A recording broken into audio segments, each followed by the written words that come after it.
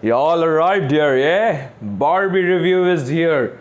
And the chat is also here. Now let's talk about Barbie. Okay, hello, welcome to Movie Fluid. This is Prithvi and let's talk about Greta Gerwig's Barbie. So if you haven't watched any of Greta Gerwig's movie, basically Greta Gerwig is also a great director, not like Christopher Nolan, but still she's one of my favorites because I have recently seen her movie Little Woman and I really liked everyone's performance, and Timothée Chalamet was absolutely stunning in that movie. Now coming to this movie, it stars Margot Robbie and literally me, Ryan Gosling.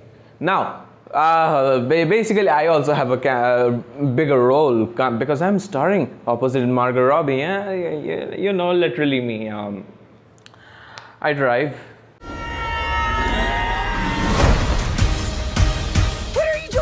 I drive.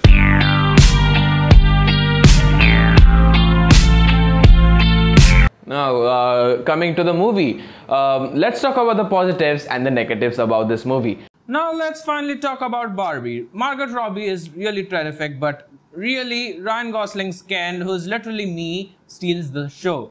Now, Greta Gerwig's Barbie, starring Margot Robbie and Ryan Gosling, is an important movie that celebrates imperfections in a plastic world. This movie is literally having a lot of standout performances and solid writing. Now, is it a toast or a roast? This is a question you might ask yourself at the several moments in Barbie. The iconic doll who can boast of the world dominion at its center place of this pop culture ode directed by director Greta Gerwig. Now, Barbie isn't just a toy, she's also a symbol of everything that says the picture perfect. Over the years, Mattel has Barbified every possible profession, race and color. There is also a dig at discontinued Barbie who is depicted as pregnant, leaving that. Now, Gerwig's take on what Barbie signifies and emotional connection with the girl as well as the boys who are almost Ken-like in the constant need for the validation from the crush and make up basically the core plot of the movie. Now, Barbie has seeped in the psyche of every girl on the planet, but her counterpart Ken has existed in the Barbieverse only for one simple reason: to love her and to unconditionally dote on her. Like Ryan Gosling, who plays Ken, he just says there's no Ken without Barbie. This film is basically not for kids because it deals with several themes meant for grown-ups, and even the jokes and the one-liners are actually for adults.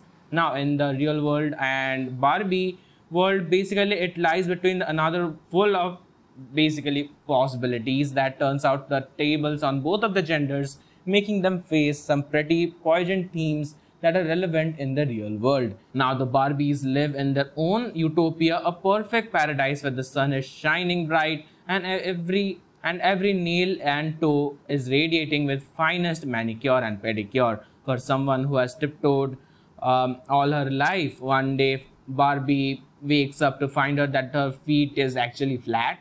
That begins as an exercise to fix her flat feet with the help of a weird Barbie, soon becomes a life-altering experience for all the Barbies of Barbieland.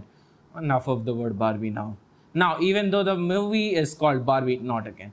Now, the most interesting scenes in the movie are basically from Ken, or you can say Ryan Gosling's point of view. I mean, I am in the movie, I must have some point of view. Now, how Gosling plays Ken is just a testament to his acting chops. There would be no Barbie without Ken and no Robbie without the Gosling. What am I saying? Now, everything from the washboard abs, that cheeky smile, and to the standout musical performance is just top notch. Gerwig's take on men versus women and how they play off against each other in a modern day society with the reference to Barbie versus Ken discourse is a masterstroke. When Ken checks all the boxes on what it takes to be a man and returns to the Barbieland, pass on to the learning to the other Kens, the film hits a solid home run on the emotional turf. Barbie is basically a lot of fun apart from Gosling and Robbie, two stand-up performances that will have you rooting for the basically they are playing America Ferrera, basically playing a mom to a teenager, and also there's a character named Will Ferrell who basically plays Mattel boss, which is basically the company where Barbie is produced. Ferrera is so good and has the best monologues in the movie that will get claps and cheers from women and men in the audience. Ferrell takes several digs and roasts for the makers of the Barbie in their own movie. I mean, that's a genius stroke.